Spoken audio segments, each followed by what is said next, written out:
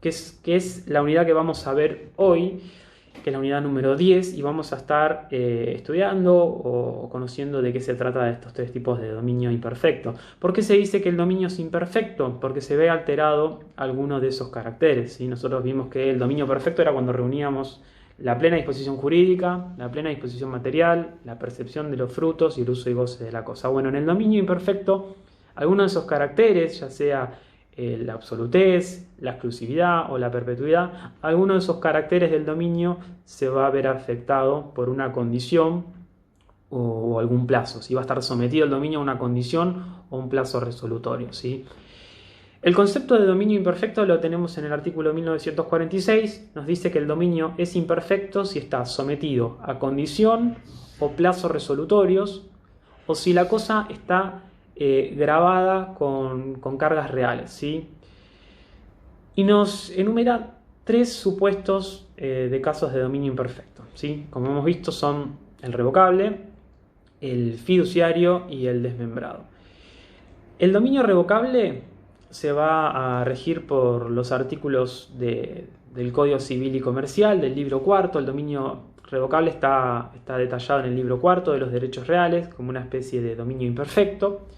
El dominio fiduciario se rige por las normas del libro tercero del Código Civil y Comercial, ¿sí? Porque es un dominio que está relacionado a lo que es el contrato de fideicomiso, ¿sí? Entonces está regulado en el capítulo 31 del libro tercero, ¿sí?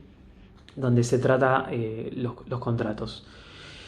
Y el dominio desmembrado se va a regir por la respectiva carga real, es decir, el dominio desmembrado va a estar regulado por las propias normativas que regulan a cada uno de los derechos reales. Vamos a ver un poco de qué se trata cada uno y cuáles son los caracteres a los que afectan. Nosotros ya vimos que el dominio es absoluto, exclusivo y perpetuo, ¿sí? Cuando hablamos de dominio perfecto. Ya vimos también que el dominio imperfecto, alguno de estos tres caracteres los va a afectar. Bueno, ¿cuáles son los caracteres que afectan al dominio imperfecto? El dominio fiduciario y el dominio revocable van a afectar el carácter de perpetuidad del dominio. Nosotros ya habíamos estado viendo que el dominio se presume perfecto y que es perpetuo. ¿Por qué? Porque continúa en el tiempo, se extiende en el tiempo. Más allá de que yo no utilice la cosa, que no le dé un uso y goce, ¿sí? que no utilice, digamos, de manera o tenga un contacto permanente con la cosa, el dominio continúa, yo sigo siendo titular de dominio, ¿sí? Es perpetuo, se extiende en el tiempo, ¿sí? Hay una excepción a esa regla que es la prescripción adquisitiva, la vamos a ver más adelante, pero en principio podemos presumir que el dominio perfecto es perpetuo y que se extiende en el tiempo. Bueno, en el caso de estos tipos de dominio imperfecto, que son el dominio fiduciario y el dominio revocable, se va a ver afectado ese carácter de perpetuidad. ¿Por qué? Porque el dominio no va a ser perpetuo, sino que va a estar sometido a alguna condición o plazo resolutorios, ¿sí? Ahora vamos a ver un poquito más adelante de qué se trata esto de la condición o plazo resolutorios, pero en principio, para que lo puedan entender, cuando hablamos del dominio imperfecto y hablamos de dominio fiduciario y revocable, que son dos tipos de dominio imperfecto, estamos hablando de que se ve afectado el carácter de perpetuidad del dominio. ¿Por qué se ve afectado el carácter de perpetuidad del dominio? Porque se va a ver sometido a alguna condición o plazo resolutorio, ¿sí? El dominio desmembrado, ¿sí? Que es cuando el derecho real de dominio, digamos, está sujeto a alguna carga o algún gravamen, va a afectar el carácter de absolutez del dominio, ¿sí? ¿Por qué va a afectar el carácter de absolutez? Recuerden cuando vimos dominio que decíamos que el carácter de absoluto tenía un doble sentido. Uno era que tenía los tres ius, es decir, tenía ius utendi, fruendi y abutendi, esta disposición de usar, de gozar, de disponer material y jurídicamente de la cosa. Y también decíamos que el dominio era absoluto porque era oponible erga omnes, es decir, frente a toda la sociedad, frente a todos los terceros, ¿sí? El dominio desmembrado es un tipo de dominio imperfecto donde la cosa se graba con un derecho real, es decir, vamos a verlo en un ejemplo. Imagínense que yo soy titular de derecho real de dominio y yo grabo la cosa con un derecho real. ¿Qué quiere decir? Yo constituyo en favor de un tercero un usufructo sobre un bien inmueble que es de mi propiedad. Yo soy titular de derecho real de dominio, constituyo en favor de un tercero otro derecho real, que es un derecho real de usufructo, y ahí vamos a tener un desmembramiento del dominio. ¿Qué quiere decir? Esas facultades que yo tenía, esa absolutez que tenía del dominio perfecto, que tenía la posibilidad de usar, de gozar, de disponer jurídica y materialmente de la cosa, se van a ver afectadas en cierta medida. ¿Por qué? Porque si yo constituyo un usufructo en favor de un tercero, yo no voy a tener el uso y goce de la cosa. ¿Por qué no voy a tener el uso y goce de la cosa? Porque, bueno, quien va a tener esa facultad, esa posibilidad, va a ser el usufructuario, ¿sí? Quien esté ejerciendo ese derecho real de usufructo. ¿Yo sigo siendo titular de derecho real de dominio? Sí, pero voy a estar frente a un dominio imperfecto. ¿Por qué voy a estar frente a un dominio imperfecto? Porque el carácter de absolutez del dominio, la posibilidad de uso y goce, la voy a ver afectada. ¿Por qué? Porque yo no voy a poder hacer un uso y goce de la cosa, porque el uso y goce de la cosa lo va a estar teniendo el titular de derecho real de usufructo, ¿sí? El usufructuario. Por eso hablamos de que se provoca un desmembramiento del dominio. Ese dominio que era perfecto pasa a desmembrarse. Ese uso y goce lo va a tener el usufructuario y el titular de dominio se queda con lo que se denomina nuda propiedad, ¿sí? Se le llama nuda propiedad, es decir, la propiedad desprovista de alguna de las facultades, de alguno de los caracteres que definen al dominio, ¿sí?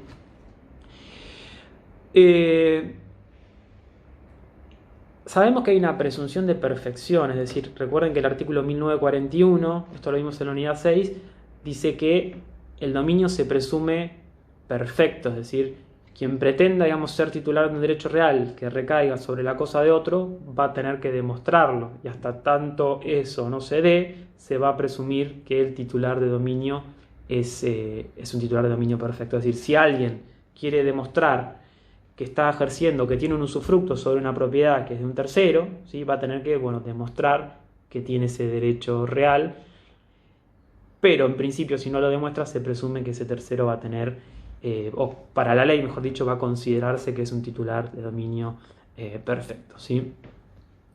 En el mismo sentido que este artículo, tenemos un artículo que es el 1888 que dice que las cosas se presumen sin gravamen, excepto prueba en contrario, es decir, también se va a presumir que ese titular de dominio tiene la cosa, digamos, sujeta a ningún gravamen, es decir, que la cosa no está sujeta a ningún gravamen real, que no tiene otro derecho real que grave la cosa, ¿sí? O sea, si un titular de dominio, nosotros vamos a presumir que ese titular de dominio es perfecto y vamos a presumir también que esa cosa está libre de todo gravamen. Por ejemplo, que no está hipotecada. Si alguien quiere demostrar que la cosa está sujeta a ese gravamen, por ejemplo, una hipoteca, que es otro derecho real que grava el dominio, va a tener que demostrarlo. Pero en principio hay una presunción de que las cosas están libres de todo gravamen y que el dominio también es perfecto.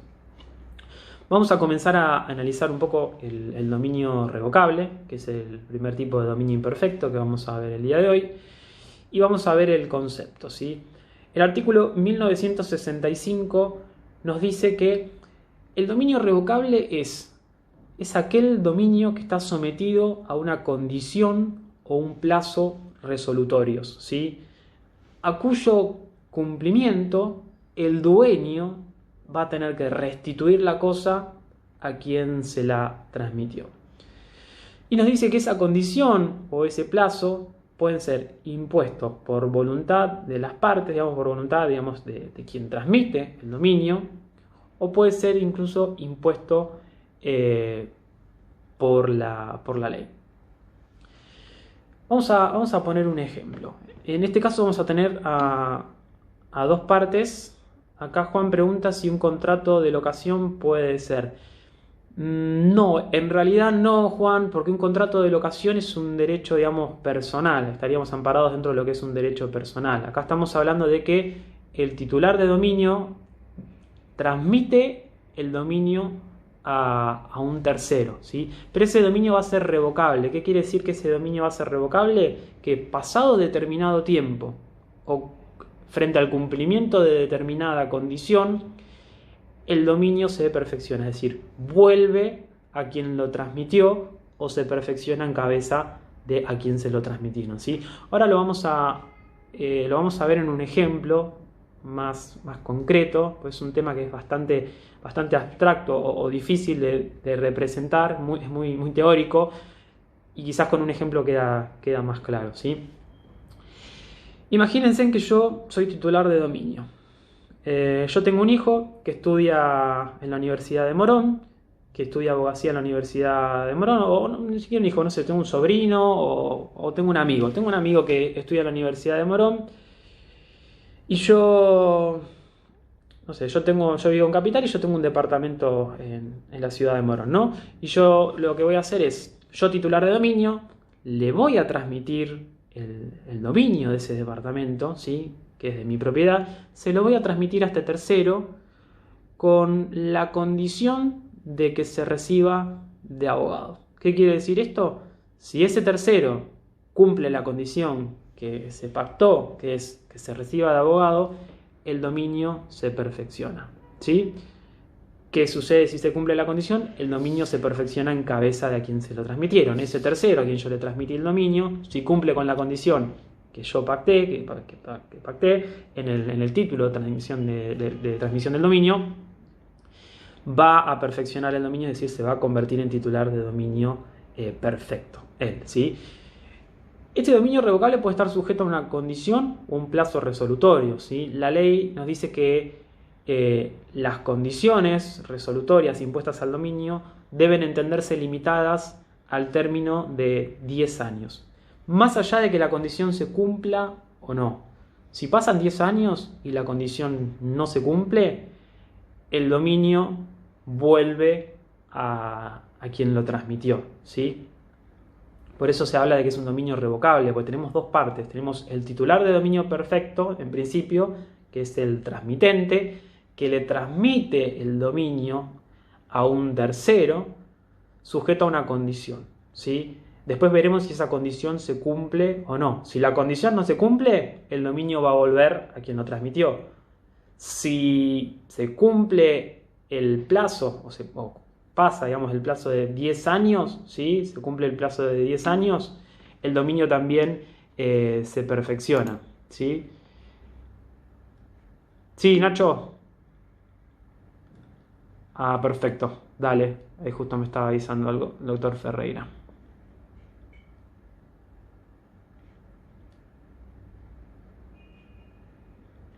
Bien. Entonces, decíamos que este dominio revocable va a estar sujeto a una condición o un plazo resolutorios, ¿sí? El plazo, digamos, que va a establecer la ley va a ser de 10 años. Pasados los 10 años, si no se cumplió la condición, el dominio va a volver a quien lo transmitió, ¿sí? Pido un segundo que quiero ver si tenemos un archivo que les voy a compartir en un rato.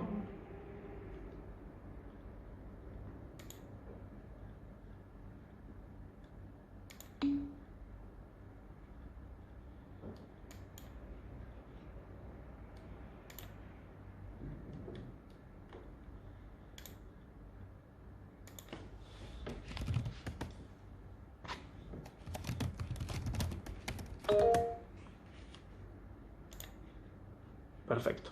Disculpen, chicos, seguimos. Leslie, ¿tenías una pregunta? Sí, a mí me quedó la duda de que el artículo 1965 dice que eh, después de, o sea, sometido a la condición o plazo, se debe transmitir nuevamente al, digamos, al poseedor. O sea, en el caso este que usted dio recién, Sí. donde se cumple la condición, el dominio va a pasar a ser del hijo o del sobrino que tenía, que se recibió de abogado. En ese caso ahí ya no vuelve el dominio nuevamente al que lo transmitió. Es Eso es lo que no correcto, me tengo. es correcto la apreciación que haces. Tal cual, cumplido el plazo o la condición yo di el ejemplo de que esto, ¿no? De que se reciba de abogado, pero la condición puede ser cualquiera, digamos, si la condición está dentro de lo que son los límites de la ley, no contraria a la ley ni ninguna norma, yo puedo fijar la condición que sea, no sé, yo te transmito el dominio con la condición de si tal persona vuelve de Europa, se me lo volvés a transmitir a mí, digamos, se revoca ese dominio. Yo te transmito el dominio con la condición de que te recibas de abogado. Yo te transmito el dominio con la condición de que vivas en esa propiedad con tus hijos. Bueno, la condición puede ser variable, ¿no? Puede ser cualquier tipo de condición dentro de los límites de la ley que se establezca. Lo que va a suceder indefectiblemente, ¿y por qué decimos que es un dominio imperfecto? Porque el dominio revocable no es perpetuo, es decir, en algún momento ese dominio revocable que se transmitió se va a perfeccionar, ya sea en cabeza de a quien se lo transmitieron o en cabeza de quien lo transmitió en un primer momento, ¿sí? Si la condición se cumple, si la condición que yo fijé al momento de transmitir el dominio se cumple, ese dominio va a quedar perfeccionado en cabeza de aquel a quien yo le transmití el dominio, ¿sí? Del dueño revocable. Se le llama dueño revocable a aquel al que le transmitieron el dominio, se le puede llegar a revocar. ¿Sí? Esto si la condición se cumple. Ahora, si la condición no se cumple, el dominio va a volver en cabeza de quien lo transmitió, que es el transmitente, ¿sí? Quien transmitió el dominio. Si la condición no se cumple, vuelve a perfeccionarse, es decir, ese dominio que era imperfecto porque estaba afectado el carácter de perpetuidad y porque se transmitió a un tercero, vuelve en cabeza de quien lo transmitió, perfeccionándose nuevamente. Lo que es importante a tener en cuenta es que en algún momento el dominio se va a perfeccionar. Entonces, por eso hablamos de que el dominio revocable no es un dominio perfecto, porque no es perpetuo, es decir, no va a tener una perpetuidad, digamos, una constante en el tiempo, sino que en algún momento, ya sea porque se cumplió la condición pactada, ¿sí?, se va a perfeccionar, o si no se cumplió la condición pactada, lo que nos dice la ley, lo que nos dice el 1965, es que si pasaron 10 años transcurridos desde que se transmitió el dominio, sin que se haya cumplido, digamos, la condición pactada, el dominio va a quedar definitivamente establecido, ¿sí? Y si no se cumple la condición pactada, ese dominio va a volver a quien lo transmitió y va a quedar definitivamente establecido en cabeza del transmitente, ¿sí? Las condiciones... Sí. Perdón. Entonces, si se cumple la condición y ya se transmitió ese dominio, pero pasan esos 10 años, igual no se vuelve. Si se cumple la condición, el dominio no vuelve porque se perfecciona en cabeza de a quien lo transmitieron. Vamos a poner un ejemplo. Yo tengo un departamento y te lo transmito a vos, te transmito el dominio del departamento a vos con la condición de, no sé, que cuando termines la carrera de abogacía te pongas a estudiar medicina y te recibas de médica, ¿sí? Suponete.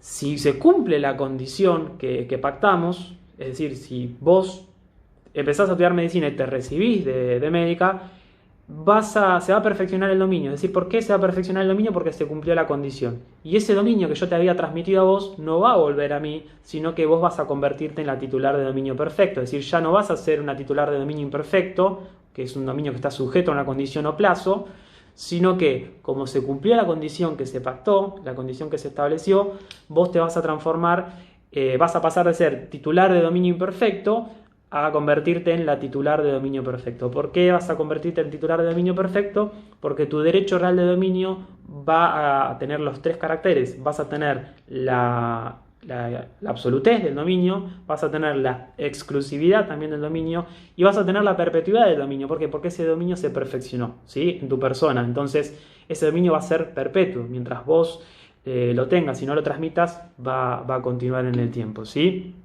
Ahora, lo que puede pasar es que yo te transmití el dominio con la condición de que te recibas de médica y que cuando termines de la carrera de abogacía te pongas a estudiar arquitectura y te recibas de arquitecta.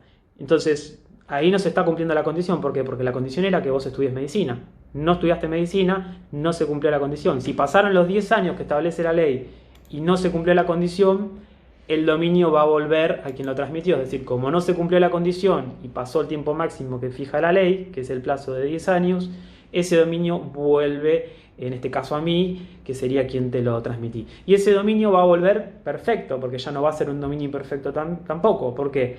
Porque yo voy a recuperar el dominio perfecto de la cosa, porque no va a estar sometida a ningún plazo o a ninguna condición. Es decir, se va a perfeccionar el dominio. Lo que es importante que ustedes sepan es que el dominio revocable no es perpetuo, es decir, no es para siempre. En algún momento ese dominio se va a perfeccionar, ya sea en cabeza del dueño revocable, que es a quien le transmitieron el dominio, o ya sea en cabeza del transmitente, que es quien lo transmitió, digamos, oportunamente en un primer momento, ¿sí? ¿Ahí quedó más claro con el ejemplo? ¿Se entendió? Bárbaro, genial. Ahora vamos a ver cuáles son las facultades que tiene el titular de dominio imperfecto, es decir, aquel al que le transmiten el dominio. Respecto a lo que son las condiciones, o sea, cuál es la condición resolutoria que se puede fijar, lo que nos dice la ley es que están libradas, digamos, a la autonomía de la voluntad. Como les dije, yo puse el ejemplo este de que se reciba de médico, que se reciba de arquitecto, o lo que fuere, pero es un ejemplo, es decir, la condición puede ser cualquier cosa, lo que ustedes se imaginen. Te transmito el dominio con la condición de que si un familiar vuelve de Europa, se perfecciona. Te transmito el dominio si es variable, ¿sí? Lo que es importante es que esa condición no sea contraria a la ley. Es decir, dentro de la autonomía de la voluntad, toda condición que se pueda fijar no va a haber ningún tipo de inconveniente siempre y cuando la misma sea contraria a la ley, ¿sí? Yo no puedo decir, te transmito el dominio con la condición de que vos vayas y lesiones a un tercero. O te transmito el dominio con la condición de que vos realices determinado acto ilícito. No, eso no va a poder ser. Pero dentro de la ley, todo, ¿no? Entonces, tenemos dos sujetos en el dominio revocable. Ya hemos estado hablando un poquito, ¿no? Pero es el transmitente, por un lado, aquel que la persona que luego de producirse el evento resolutorio o va a volver a tener el dominio de la cosa o lo va a ver extinto, es decir, si se cumple la condición. Y por otro lado tenemos el dueño revocable, que es el titular de dominio sujeto a resolverse, es decir, quien tiene ese dominio que en algún momento se va a resolver, ese dominio imperfecto que en algún momento se va a perfeccionar, ¿no? Ya sea porque se va a perfeccionar porque la condición no se cumple o se va a perfeccionar también porque la condición se cumple. El plazo máximo, como lo vimos, es fatal. ¿Qué quiere decir esto? Que siempre va a llegar. O sea, en algún momento se van a cumplir los 10 años y el plazo va a llegar. La condición es un hecho, digamos, incierto y futuro. Nadie puede determinar si la condición se va a realizar o no. Es una condición que las partes... que es una condición que va a establecer quien transmita el dominio, pero el hecho de que ocurra o no es incierto, ¿no? Porque es algo que puede o no puede ocurrir, porque va a depender también de cuestiones que son inciertas y cuestiones que son futuras. No se sabe si la condición se va a cumplir. Lo que sí se sabe es que esos 10 años en algún momento sí, porque el tiempo va a correr. Independientemente de que la condición se cumpla o no, el plazo y el término máximo que fija la ley es fatal, es decir, en algún momento va a llegar, ¿sí? Ahora, el plazo máximo que fija la ley es 10 años, pero puede ser que la condición se cumpla en 5, ¿sí? Puede ser que la condición se cumpla en 4. No sé, si yo te transmito el dominio con la condición de que te recibas de abogado, quizás no te recibís en 10 años, sino que te recibís en 4 o en 5, ¿sí? Puede ocurrir que la condición se cumpla antes del término máximo que fija la ley, que es de 10 años. Si se cumple la condición, ya hemos visto, el dominio se va a perfeccionar en cabeza del dueño revocable, ¿sí? Aquella persona a quien le transmitieron el dominio. Todo esto va a estar detallado en lo que es el acto constitutivo, ¿sí? De esa transmisión, el acto constitutivo de esa transmisión del dominio. Es decir, va a haber una escritura pública. Si estamos hablando de bienes inmuebles por el 1017, vamos a tener una escritura pública donde se va a detallar quién va a ser el dueño revocable, quién va a ser el transmitente, es decir, quién es el que transmite el dominio, y quién va a ser el dueño revocable. Y en esa escritura pública seguramente también se va a definir cuál es la condición resolutoria, es decir, cuál es la condición que se pacta para que el dominio se perfeccione una vez que se cumpla o no la misma, ¿sí? Vamos a tener que darle publicidad registral. Ya sabemos que lo que es en materia de bienes inmuebles tiene que ser formalizado por escritura pública, y para hacerlo ponible frente a terceros vamos a tener que darle publicidad registral, ¿sí? Para que los terceros puedan conocer esta situación. Es una buena pregunta. Si pasan los 10 años, ¿se puede volver a realizar otro dominio revocable nuevamente? Sí, no hay ningún problema. Supongamos que yo le transmito el dominio a alguien el dominio revocable, pasan los 10 años, no se cumplió la condición y el dominio volvió a cabeza de quien lo transmitió, ¿no? Volví a recuperar el dominio perfecto de un bien inmueble, por ejemplo. Si yo volví a recuperar el dominio perfecto, nada quita o nada me priva de que yo pueda nuevamente constituir una transmisión de un derecho de un dominio, digamos, revocable en favor de otro tercero o en favor del mismo tercero, es decir, no habría ninguna restricción. Es decir, lo que sí tengo que esperar a que se cumpla la condición o que se cumpla el plazo, ¿sí? Si yo, el plazo máximo que dice la ley de 10 años, si yo le transmito el dominio a alguien con la condición de que se reciba de abogado y el plazo máximo que fija la ley es de 10 años, no puedo a los 2 años decirle transmitime nuevamente el dominio porque no cumpliste la condición, porque hay un plazo que va a fijar la ley o el plazo que acordemos, ¿sí? Pero si ese plazo o esa condición se cumple y el dominio se perfecciona, ese dominio que se perfecciona se puede volver a transmitir nuevamente, es decir, se puede configurar con posterioridad un nuevo dominio revocable del mismo, ¿sí? Ahora, vamos a hablar un poco de cuáles son las facultades, qué facultades tiene el titular de dominio revocable, es decir, aquella persona a la que le transmitieron el dominio y que está sujeta al cumplimiento de esa condición. Bueno, el 1966 nos dice que las facultades que tiene el titular de dominio revocable son las mismas que tiene el titular del dominio perfecto, es decir, va a tener la disposición jurídica, va a tener la disposición material de la cosa, va a tener percepción de frutos y va a tener el uso y goce. Es decir, prácticamente el dueño revocable, es decir, a quien le transmitieron el dominio revocable, tiene las mismas facultades que el titular de dominio perfecto. Ahora, ¿cuál es la única diferencia? Que los actos jurídicos que realice el titular de dominio revocable están sujetos a las consecuencias de la extinción de su derecho. ¿Qué quiere decir esto? Imagínense que el dueño revocable a quien le transmiten el dominio hipoteca la cosa, ¿sí? Esa propiedad la hipoteca, ¿sí? Saca un crédito y para resguardar el cumplimiento de esa obligación hipoteca la propiedad.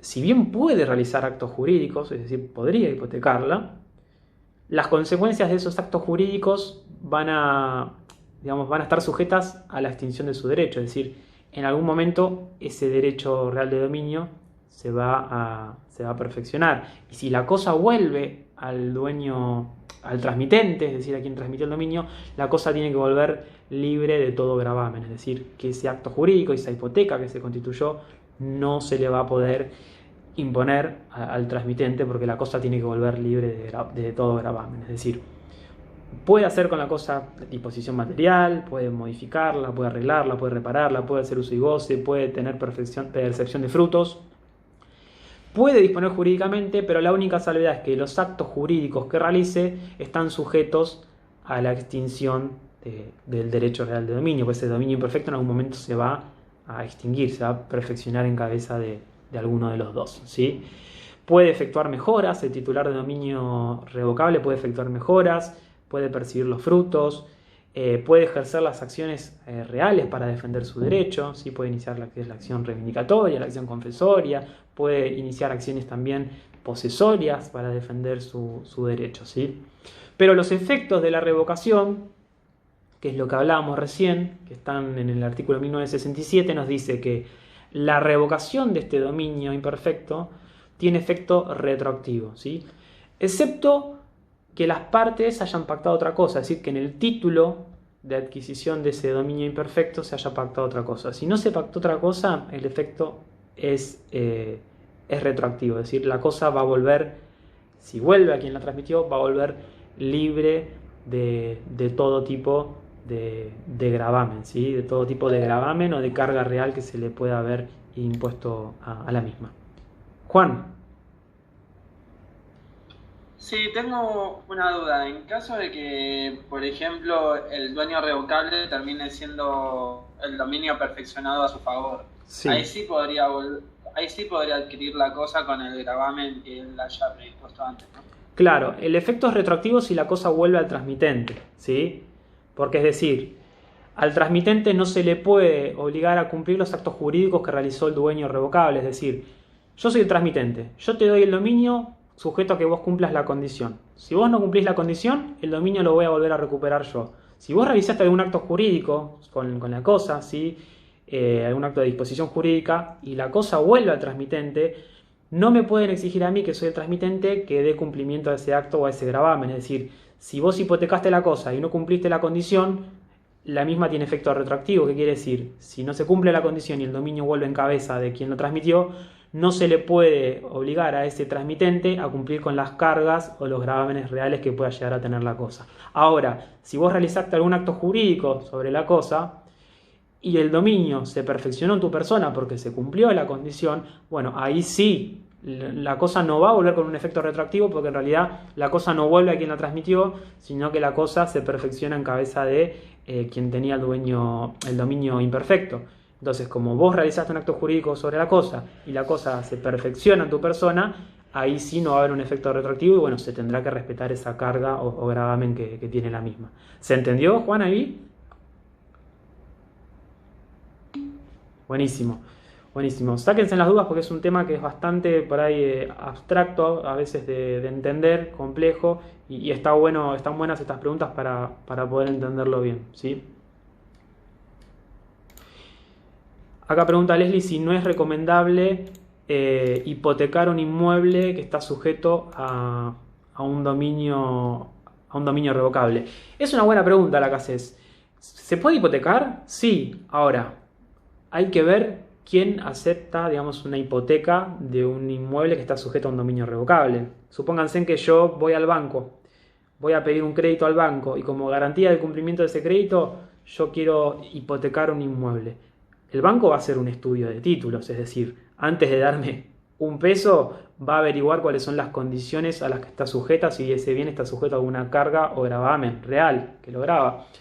Seguramente, si ese inmueble está sujeto a un dominio revocable, y difícilmente me otorguen el crédito, ¿sí? O acepten esa hipoteca. ¿Por qué? Porque el que acepta esa hipoteca sabe que si el dominio vuelve al transmitente, no va a poder exigirle esa carga de ese gravamen real, es decir, no va a poder exigirle o va a poder cobrarse la deuda de ese bien hipotecado, porque la cosa, como hemos visto, por el 1967, vuelve libre de todo gravamen. Entonces, ¿es imposible hipotecarla? No, la cosa se puede hipotecar, no hay problema. El dueño revocable, aquí era quien le transmitieron el dominio revocable, puede hipotecar la cosa. Ahora hay que ver quién acepta tomar una hipoteca de un inmueble que está sujeto a un dominio revocable, porque es un riesgo. ¿Qué quiere decir? Que es un riesgo que, dependiendo del caso o cómo se dé la situación, puedo llegar a no poder cobrarme, digamos, de la misma, ¿sí? Y acá Juan pregunta qué pasa si la hipoteca se efectúa antes de la transmisión del dominio. Es una muy buena pregunta. Si la hipoteca se efectúa antes de la transmisión del dominio, no se le puede imponer al acreedor hipotecario ese dominio revocable. ¿Por qué? Porque estaríamos, digamos, vulnerando su derecho. Si es un gravamen que ya venía, digamos, desde antes, yo no le puedo imponer luego que la cosa vuelva con un efecto retroactivo. Es decir, si ya la hipoteca venía de antes, el acreedor hipotecario estaría, por así decirlo, resguardado. Es decir, no va a haber afectado su derecho al cobro, más allá de que después el dueño del inmueble quiera transmitir el dominio del mismo, no quiera constituir un dominio revocable en favor de un tercero. Todos los actos jurídicos que hayan grabado la cosa antes, no pasa nada, digamos, se va a respetar el derecho de aquellos que tienen algún derecho sobre la misma, ya sea una carga real o algún tipo de derecho real de garantía, ¿sí?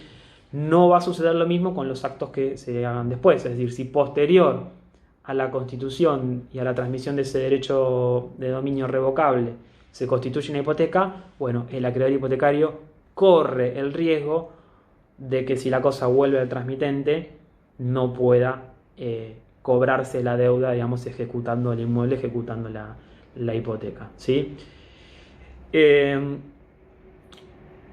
¿Y qué sucede cuando se cumple el plazo? ¿Qué sucede cuando se cumple el plazo y la condición resolutoria? Es decir, esto que hablábamos, el dominio perfecto se readquiere, es decir, se va a perfeccionar el dominio en cabeza de uno de los dos, que es el 1968. Nos dice que al cumplirse el plazo o la condición resolutoria, el dueño irrevocable de una cosa queda inmediatamente constituido en poseedor a nombre del dueño perfecto. Es decir, aquí ocurre como lo vimos en en el caso del constituto posesorio, no va a hacer falta que haya una tradición de la cosa para que el dueño transmitente perfeccione su derecho real, sino que aquel que estaba ejerciendo el dominio revocable automáticamente, cumplido el plazo, si no se cumplió con la condición resolutoria, va a quedar constituido como poseedor a nombre del dueño perfecto, que es el que le transmitió. Y si la cosa es registrable, como es un bien inmueble que estamos viendo en este caso, vamos a tener que inscribir en el registro de la propiedad inmueble nuevamente ese dominio perfecto. Es decir, va a haber que hacer una inscripción, porque en el registro de la propiedad inmueble nosotros lo que vamos a tener inscrito es que hay un dominio revocable sobre la cosa. Es decir, cuando se perfeccione el mismo y la cosa, ya sea que quede en cabeza del dueño revocable o vuelva al transmitente, vamos a tener que realizar la inscripción en el registro de la propiedad inmueble, ¿sí? De esa readquisición del dominio.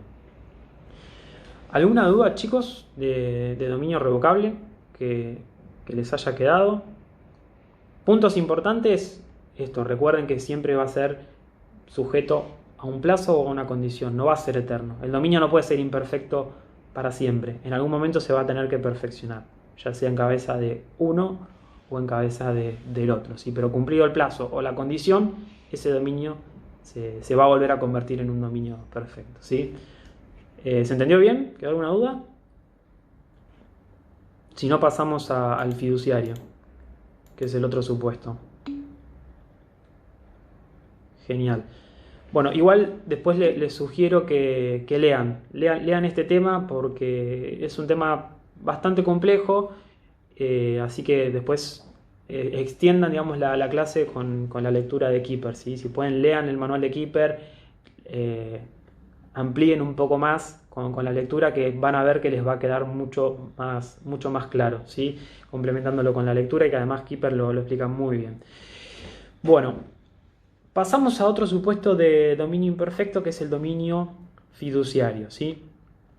Como para empezar a hablar del dominio fiduciario, es importante entender que el dominio fiduciario se adquiere con razón de un contrato de fideicomiso, previamente, ¿sí? Previamente a poder constituir un dominio fiduciario tiene que haber un contrato de fideicomiso o un testamento que lo configure, ¿sí?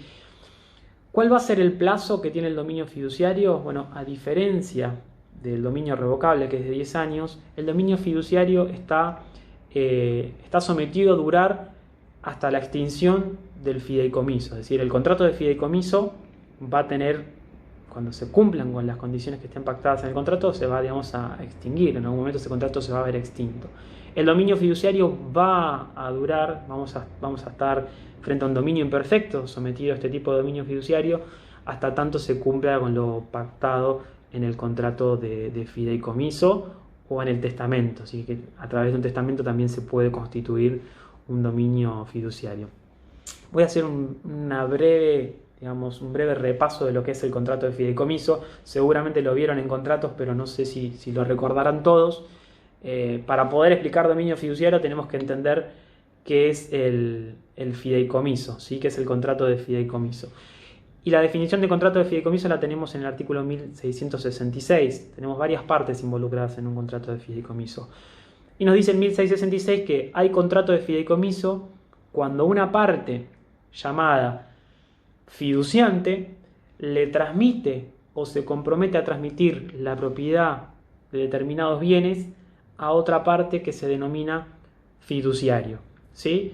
El fiduciante le va a transmitir los bienes, ¿sí? Le va a transmitir la propiedad de ciertos bienes a otra persona que se denomina fiduciario, y esta persona denominada fiduciario va, digamos, a ejercer la propiedad sobre la cosa en beneficio de un tercero que se denomina beneficiario, ¿sí? O fideicomisario, como se lo llama también. Este tercero se va a definir en el contrato de fideicomiso y es a quien, una vez cumplido el contrato de fideicomiso, cumplido con lo pactado en el contrato de fideicomiso, el fiduciante le va a transmitir la propiedad, ¿sí? Generalmente se lo conoce como fideicomisario. Entonces, vamos por partes. Tenemos el fiduciante, que es quien transmite los bienes, se los transmite a una persona que es el fiduciario. Ese fiduciario va a ejercer la propiedad y va a ejercer la misma propiedad sobre los bienes durante el plazo que dure el contrato de fideicomiso y va a administrar y va a ejercer la propiedad de esos bienes para que una vez cumplido con lo pactado en el contrato se le transmitan esos bienes al fideicomisario, que va a ser quien se va a ver beneficiado y quien va a adquirir la propiedad sobre los mismos en último término, ¿sí? Esto se utiliza muchísimo para lo que es los departamentos de pozo, ¿sí? Para lo que son las construcciones y desarrollos y emprendimientos inmobiliarios, ¿sí? En los que, por ejemplo, yo tengo, imagínense que yo tengo tierras, ¿sí? Tengo 2 terrenos y yo lo que hago es, yo soy el fiduciante, le voy a transmitir la propiedad de esos terrenos al fiduciario, que puede ser una empresa constructora, por ejemplo, para que administre esos bienes que son de mi propiedad, para que pueda ejercer la propiedad en función de un contrato de fideicomiso, que es un contrato, digamos, que es un derecho personal, un contrato de fideicomiso. Ese fiduciario va a ejercer la propiedad en función de lo que diga el contrato. Imagínense que lo que diga el contrato es que el fiduciario está obligado a construir un departamento de, 8 pisos con, 20 unidades funcionales, y que una vez que se termine la construcción, los departamentos, las unidades funcionales, se van a transmitir a los adquirentes que hicieron la compra de las mismas de pozo, ¿sí? Este es un claro ejemplo, es una figura que se utiliza muchísimo para lo que es la construcción inmobiliaria, ¿sí? Es decir, la fuente del dominio fiduciario va a ser el acto o negocio jurídico por el cual se crea, se constituye ese fideicomiso, que va a ser un contrato, ¿sí? El fideicomiso es un contrato, es un derecho personal.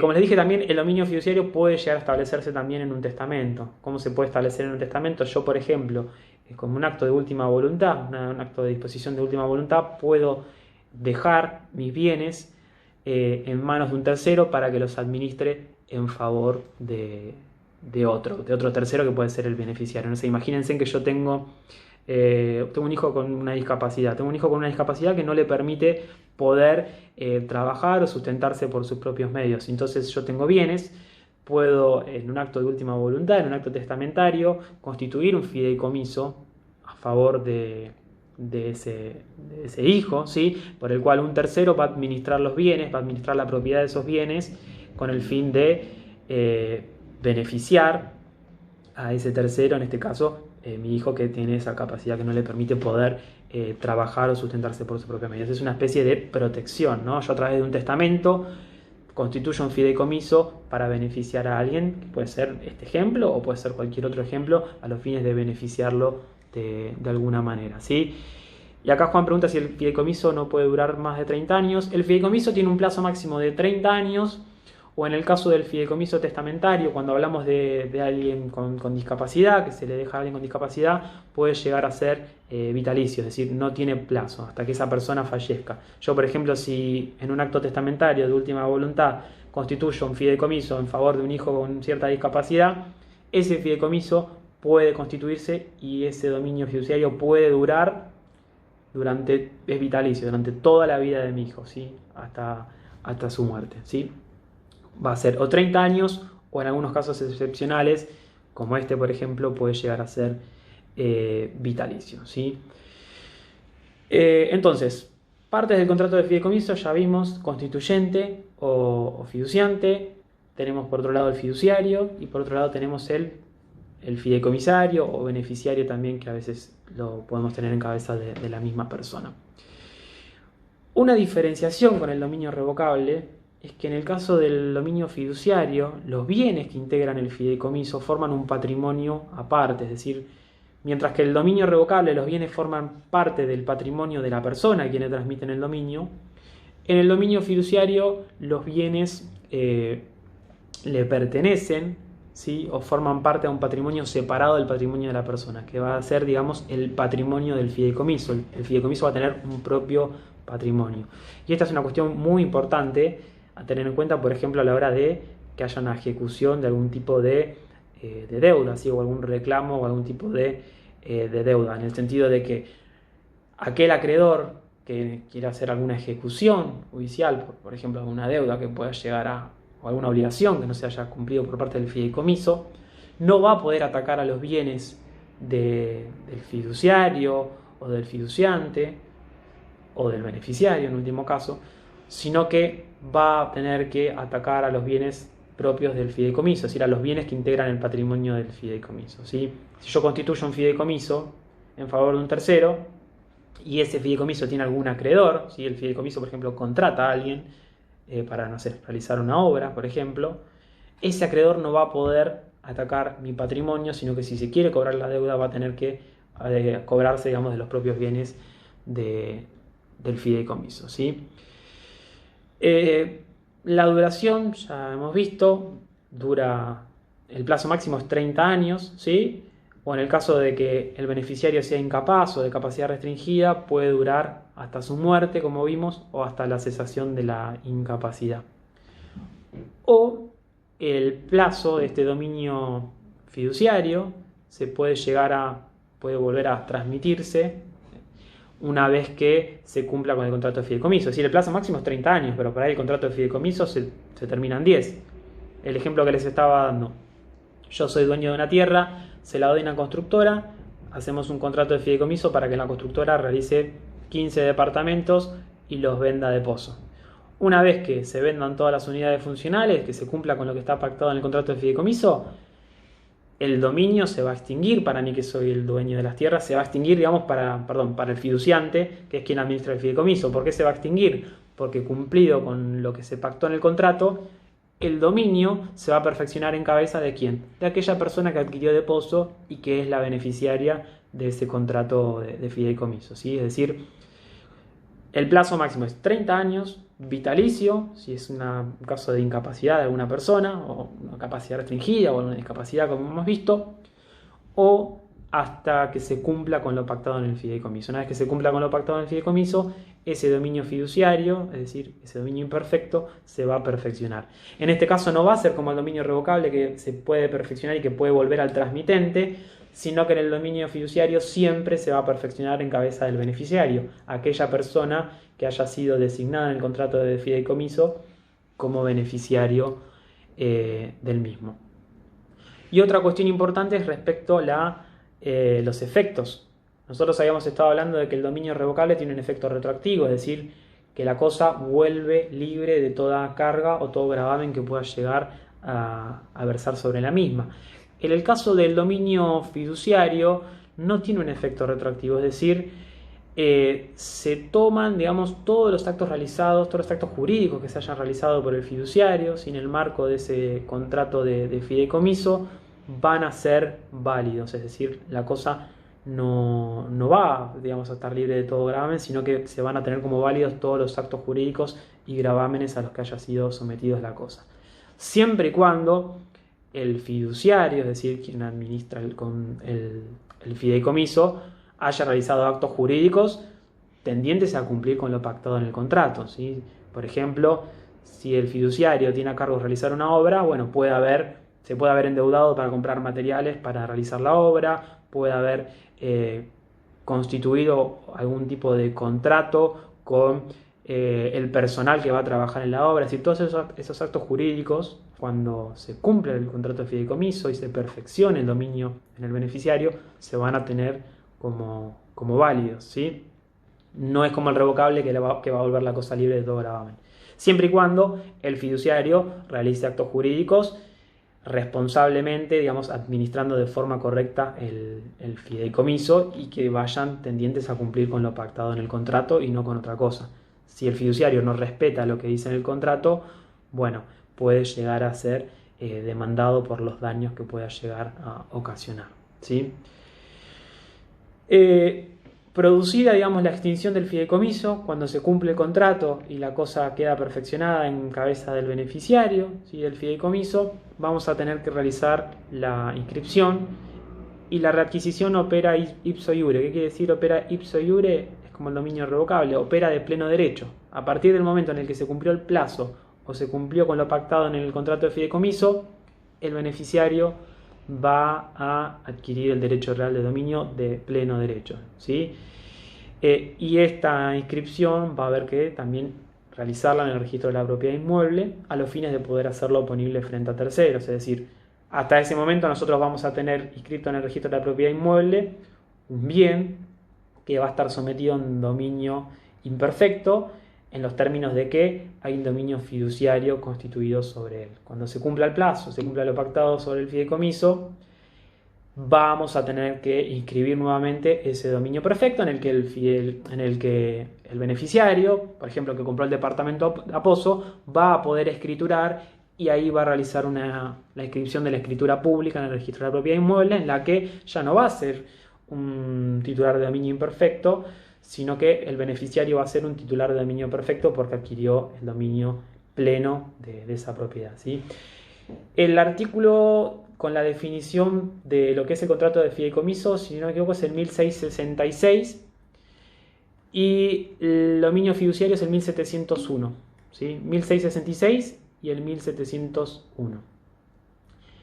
Acá Juan dice que el derecho real siempre se termina perfeccionando, tal cual.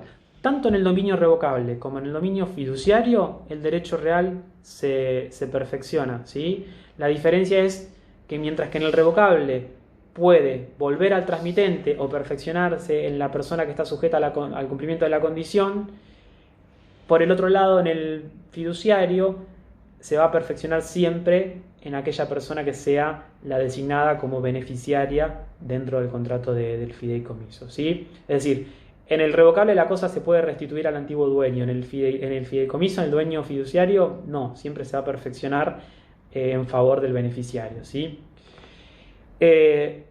Otras diferencias entre el revocable y el fiduciario es que el revocable siempre nace, que no nace solamente, digamos, de voluntad de las partes, sino que puede nacer por acuerdo de la ley. Y el fiduciario siempre nace de la voluntad de las partes, es decir, no hay dominio fiduciario si no hay un contrato de fideicomiso, es decir, no puede crearse un dominio fiduciario si no tenemos un contrato de fideicomiso constituido por las partes, ¿sí? Otra diferencia es los efectos, cómo operan los efectos. Mientras que en el dominio revocable el efecto es retroactivo, la cosa vuelve libre de toda carga o gravamen. En el dominio fiduciario la regla es la contraria, la cosa no está libre de toda carga o gravamen, sino que está sujeta a las cargas o gravámenes que en el ejercicio de ese fideicomiso se hayan constituido sobre la cosa, ¿sí? Respecto al patrimonio, lo que ya vimos también, el dominio revocable forma parte del patrimonio de su titular, mientras que el dominio fiduciario forma parte del patrimonio del fideicomiso, ¿sí? No forma parte del patrimonio del titular hasta tanto no se perfecciona el mismo. El plazo, otra diferencia, mientras que el dominio revocable son 10 años, máximo el plazo fatal que exige la ley, el dominio fiduciario puede ser de 30 o hasta vitalicio según el caso. Y bueno, creo que con esto estamos, ¿no? Acá pregunta Juan si en caso de que no haya expresamente la figura de un beneficiario en el contrato se presume que la titularidad vuelve al fiduciante. Es que no puede no haber un beneficiario, Juan. Siempre va a haber un beneficiario en el fideicomiso. Puede ser o un tercero o puede ser, digamos, el propio fiduciante, que es quien transmitió la propiedad, puede ser también beneficiario, pero siempre va a haber alguien que va a salir beneficiado. Es decir, si yo constituyo un fideicomiso para construir un edificio, alguien se va a quedar con ese edificio, es decir, alguien se va a quedar con las unidades funcionales, ¿sí? Algún beneficiario va a haber. Eso va a estar, digamos, definido dentro del propio contrato. Y acá, claro, acá Carlos pone que muchas veces los fiduciantes se quedan con una parte de la obra terminada, ejemplo, un determinado departamento o un edificio, por lo que cambia el derecho real de dominio de la cosa, sería titular de dominio fiduciario hasta que se termine el fideicomiso. Bueno, ese es un ejemplo que está bueno. Muchas veces, yendo al ejemplo del terreno, ocurre que aquel que transmite el terreno, que constituye el fideicomiso y que le transmite la propiedad del terreno al fiduciario, también es beneficiario. ¿Por qué? Porque lo que se pacta en el contrato es que cuando se termine el edificio, como parte de esa transmisión que le dio de la tierra, el fiduciante se queda con 3 o 4 departamentos, ¿sí? Entonces, ¿qué va a ocurrir en ese caso? Mientras esté constituido el fideicomiso y se esté, digamos, dando cumplimiento a lo pactado en contrato, la propiedad, es decir, la titularidad de dominio imperfecto, la va a tener el fiduciario, que es quien administra el fideicomiso, hasta que termine el fideicomiso. Como bien decís, Carlos, cuando se cumpla con lo pactado en el contrato de fideicomiso, se va a perfeccionar el derecho real. Y el fiduciante, el que transmitió la tierra, también puede ser a la vez beneficiario. Puede haber sido fiduciante, puede haber entregado la tierra el dominio de la tierra y también puede ser beneficiario en los términos de que acordó, como parte del arreglo, esto es un acuerdo entre las partes, como parte del arreglo, quedarse con 3 o 4 departamentos. Generalmente cuando hablamos de la construcción de un edificio, los beneficiarios van a ser varios porque son generalmente unidades funcionales para vender a varias personas, ¿no? Pero es muy común, y está bueno lo que traes, de que el dueño de la tierra, como parte del contrato y del acuerdo del fideicomiso, arregle quedarse con 2 o 3 o 4 departamentos dependiendo el valor de la misma, ¿sí?